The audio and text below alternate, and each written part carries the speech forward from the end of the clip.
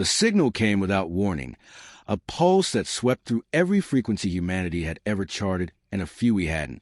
It didn't crash our systems or scramble our defenses. It simply existed, layered with harmonics that no algorithm could untangle, yet every receiver translated the same words. We have arrived. We bring gifts. The skies over Earth were clear that night, but every observatory, satellite feed, and orbital platform recorded the same impossible shapes sliding into position above the atmosphere. They did not burn on entry. They did not broadcast identification codes. They hovered, poised like statues in the thin blue veil between Earth and the void. There were 9 of them, each the size of a city, matte black but veined with slow-moving lines of pale light that traced geometric patterns across their surfaces. Government scrambled in the usual way, emergency sessions, encrypted lines crackling between capitals, jets on standby. But then the first projection appeared, hovering a few meters above the United Nations Plaza, shimmering like a vertical pool of water, standing upright in the air. It stabilized, and a figure stepped through, without touching the ground. They weren't monstrous. That was the first surprise. The alien stood taller than any human present, but not so tall as to seem absurd, draped in something that shifted color between silver and deep green as it moved. Skin smooth, faintly luminous, almost like polished marble under moonlight. Eyes without whites, instead a continuous sheet of reflective mineral, faceted subtly so that light fractured when they turned their head. The mouth moved, but the voice came in perfect translation, not mechanical, but carrying the cadence of intent. You are young, but you are ready, it said. We offer you passage. We offer you ships. No questions were asked at first, because none of us knew what to ask. Cameras from every network rolled as the alien turned slightly, and in the air behind it formed an image, vast shapes adrift in space, organic yet engineered, gliding with no visible propulsion. They dwarfed our biggest carriers, moved faster than our satellites, and radiated an undeniable sense of power. They told us they were called the Yaru, that their civilizations were spread across star fields we could not imagine, that the galaxy was not empty but instead alive with minds and empires, some benevolent, some not. They had been watching us longer than we would believe, and they had decided humanity must join the stars now, or not at all. The ships would be a gift, theirs to give and ours to keep. They did not ask for payment. They did not explain why. The arrival of the ships themselves was the second shock. They descended slowly, so large they dimmed sunlight when they crossed over cities. At rest, they were not symmetrical. They curved and branched like colossal trees shaped by winds over centuries, their outer surfaces rippling faintly as if alive. A single one of them could have carried every working spacecraft humanity had ever built with room to spare. When the first human crews approached, they found no ladders, no hatches. Instead, the hull simply opened when touched, revealing an interior lit by a soft, sourceless glow. Passageways widened or narrowed as needed. Floors absorbed impact slightly, as though sensing weight and adjusting. The air was breathable, but carried a scent like the inside of a storm. Command systems were unlike anything we had known. No control panels, no sticks or throttles. Instead, an interface that responded to thought and intention, projecting navigational paths directly into the crew's awareness. A test pilot from ESA described it best. It's like telling your hand to close into a fist, and it just does it. Only the hand is a ship the size of Manhattan. The Yaru seemed unconcerned by our amazement. They offered basic instruction, no manuals, and no technical schematics. Every attempt to scan the hull material returned nonsense, patterns that shifted mid-measurement, defying replication. When asked what the ships were made of, the Yaru replied, memory. They refused to elaborate. Diplomatic contact deepened over the following months. The Yaru spoke of their culture in terms that sounded utopian. No wars for thousands of cycles. Disputes resolved through consensus, knowledge shared freely across their worlds. They spoke often of the dangers beyond their borders, entities they called predators, remnant of empires that had destroyed themselves, threats that did not reason or negotiate. When pressed, they smiled faintly and said, "You will learn."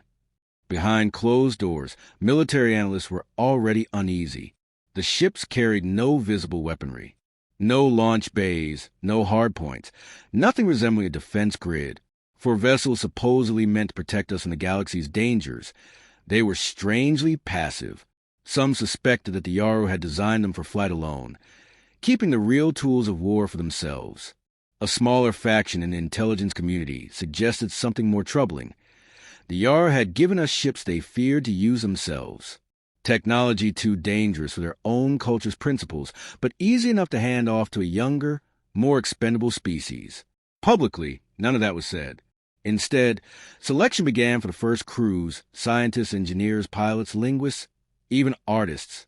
The Yaru insisted on diversity of skill, saying that the ships responded best to the full spectrum of mind. Governments argued over representation, but the first launch dates approached faster than they could settle every dispute. When the day came, the first departure was witnessed by billions. The vessel rose slowly from its berth, its hull shifting into a sleeker form as it climbed. Clouds tore around it in silence. Then, without acceleration or sound, it simply vanished, leaving only a shimmer in the air where it had been. In orbit, the Yaru stood aboard one of their own craft, watching. Their expressions were unreadable, their reflective eyes catching the light of the distant sun. One turned to another and spoke in a language no human yet understood. The translation systems did not capture it, but later a Yaru archivist would admit the words were these: "The gift is given. May they never discover its true purpose." Far from Earth, aboard the human ship, the crew stared at a view no human eye had ever seen in person. Another star burning against the void, closer than it should have been, planets circling in silent arcs. The ship had carried them across light years in the span of a breath. They did not yet know that in accepting the gift, humanity had stepped into a game far older, far more dangerous, and far less forgiving than anything we had ever played before. And somewhere in the vastness, eyes we could not see were already watching to see what we would do with it. The first voyages began cautiously, each ship carrying crews who had trained together for months, though training was an inadequate word for what the Yar had offered. Their lessons were brief, almost dismissive, commands that were more suggestion than instruction, as if they believed our understanding would come through use alone. And it did, though not in the way they likely expected. Within hours of departure, crews discovered that the ships responded more eagerly to certain minds. Intent mattered more than spoken commands. A navigator who thought in maps could plot an uncharted course as easily as breathing. A pilot with history in aerobatics could make the vast hull turn with the grace of a bird. The ships learned from us, adapting not only to commands but to habits, to the subtle patterns in our decisions. Navigation between star systems was instantaneous. One moment, a familiar star field stretched across the viewport. The next, a new sun blazed before us. There was no acceleration, no time to feel the distance crossed. The Yaru had called this slipping the weave, and the name felt APT, as though we were stepping between threads in an unseen tapestry. Scientists were fascinated, but quickly frustrated. Every attempt to measure the drive's operation returned contradictions. Energy spikes without identifiable sources, shifts in mass that violated conservation, readings that changed when measured twice in the same moment. Some suspected the ships didn't simply move us. They moved reality around us. The Yard discouraged disassembly of any kind. They warned that tampering with the ship's core systems would damage the vessels irreparably. But curiosity is as much a part of us as hunger, and within weeks of the first voyages, a human engineering team secluded in a private hangar began dismantling a section of hull plating. They found layers that were neither mechanical nor organic, structures that shifted their arrangement depending on how they were observed. Probing deeper, they found conduits pulsing with fluid that carried no detectable compounds, yet carried information faster than any signal we'd known. When word reached the Yaru, they visited the engineers directly. Their tone was calm, but their eyes reflected something sharper. "You must not break the core," they said. "You will not like what it reveals." The warning did nothing to slow the work. The deeper we dug, the more the ship seemed to anticipate our interference, redirecting us away from certain chambers or sealing bulkheads before we could reach them. The cultural gulf between us widened with each encounter. The Yaru lived in constant consensus, their every decision shaped by a communal sense of balance. They saw aggression as a flaw, violence as a disease long cured.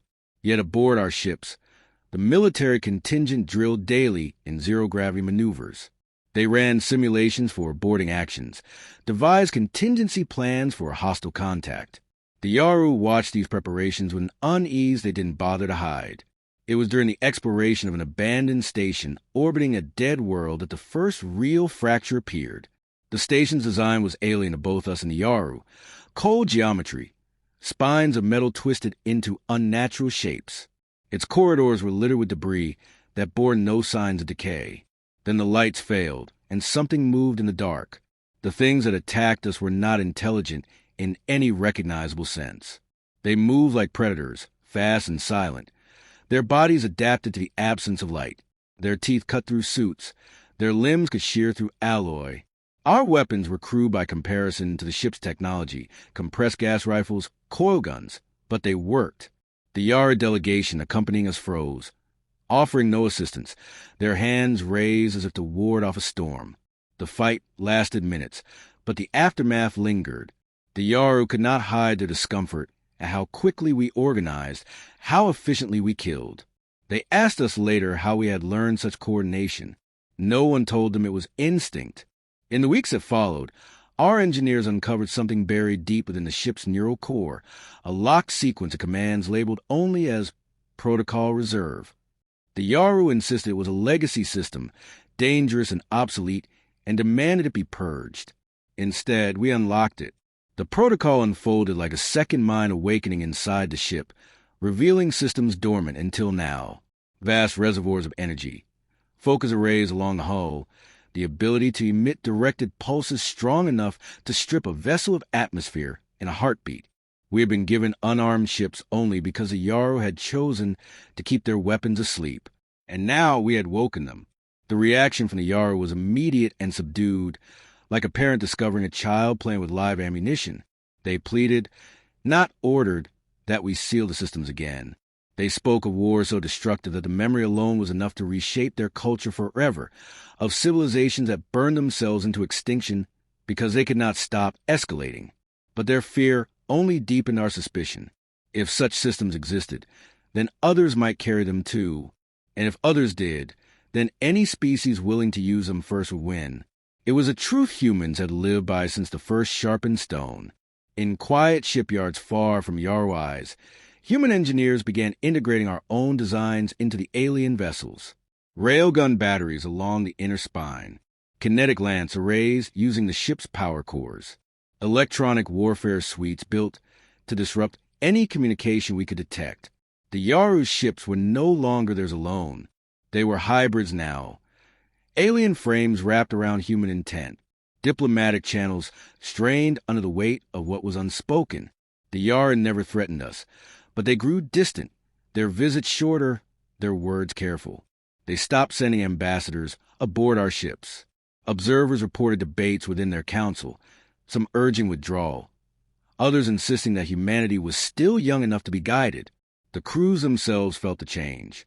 The ships, once gentle in their responses, grew sharper, more immediate, as though they had learned to anticipate not consensus, but command. The bond between pilot and vessel deepened, and in simulations, the ships executed maneuvers the Yaru claimed were impossible, turning inside the arc of enemy fire, folding space mid-pursuit, striking with precision, and vanishing before counterattack. It was then, standing on the deck of the Vigilant Horizon, that Captain Reza, a veteran of 3 conflicts back on Earth, summed up what every officer already knew. "We don't just adapt," he said. "We improve, and the first to realize that in this galaxy will be the last to make the mistake of underestimating us." The Yaru, watching from the distance, understood what those words meant before many of us did. They had given us passage.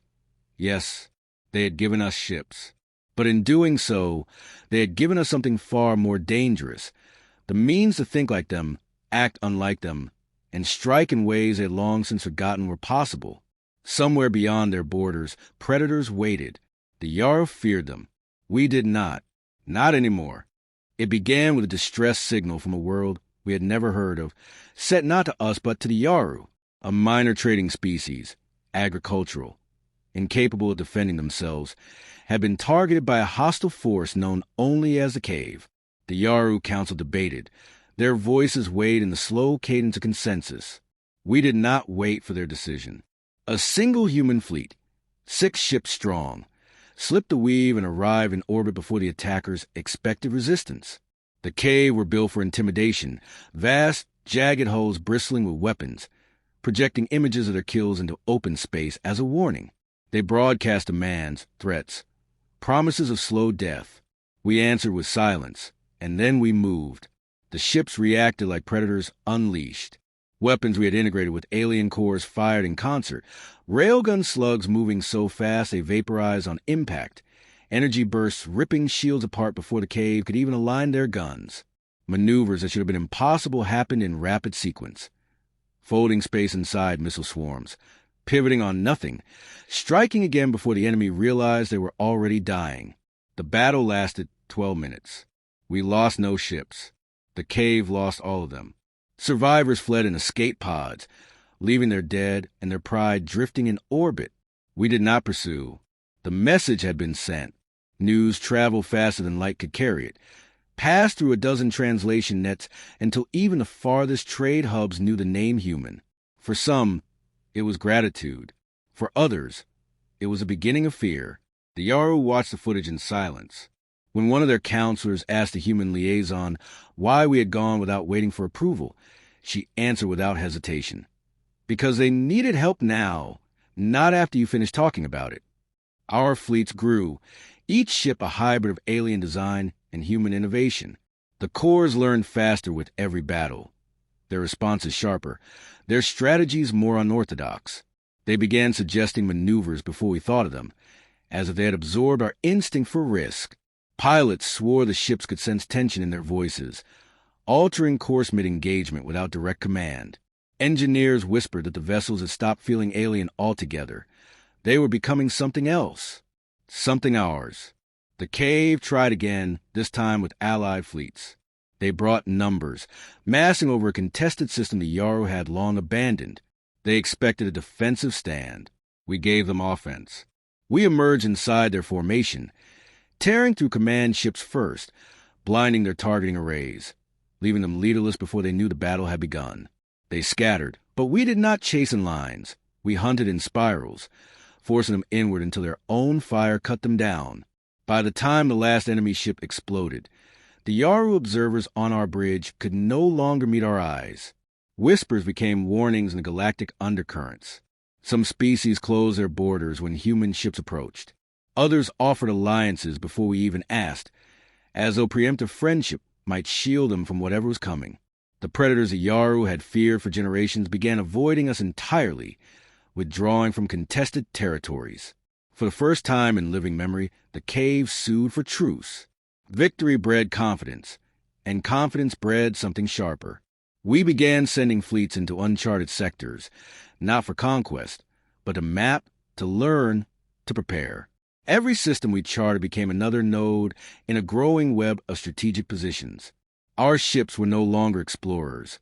They were sentinels, each capable of arriving anywhere in known space within minutes. The Yaru's network of peaceful cooperation began to warp under the weight of our presence. But war is not only about weapons. We understood fear in ways the Yaru could not. Misinformation campaigns preceded our fleets. Whispers seeded into the comm nets of potential adversaries. Stories of entire armadas vanishing without a trace, of human captains who could see the future, of ships that kill with thought alone. None of it entirely true, none of it entirely false. We learned that half of war is fought before the first shot. The Yaru came to us in private, their voices measured, asking if we would agree to limit our use of the ship's more dangerous capabilities. We told them that survival was not something to limit. They argued that the galaxy could not survive another arms race. We replied that the galaxy had already been in one. It just hadn't involved us yet. It was not long before no one challenged us openly. Skirmishes ended before they began. Potential threats dismantled before they reached striking range. Human fleets became a presence not just in battle, but in the minds of every power in the region. The nightmare had begun to take shape, not in bloodshed alone, but in the certainty that if we came for you, you would lose. The final act came without ceremony. A Yaru ambassador stood on the bridge of the Resolute Dawn, facing Admiral Halden as reports came in of yet another hostile withdrawal. The ambassador spoke softly, their eyes reflecting the glow of the tactical display. "We gave you ships so you would survive what we feared," they said. "Instead, you have become what is feared." Halden didn't deny it. He studied the display, the red marks of enemy fleets already gone, and answered with the same calm he used to issue orders. "You gave us the means to live in a galaxy that takes what it wants. We made sure no one would dare try." There was no reply. The ambassador turned away, their reflection fragmenting the glass, and left without looking back. Outside the viewport, the Resolute Dawn and its escorts turned toward their next destination, the weave already bending to their will. Somewhere, far beyond the reach of any signal, the predators Yara had feared for millennia were learning a new truth. That fear had a name now, and it was human. They had given us spaceships. We had given them nightmares.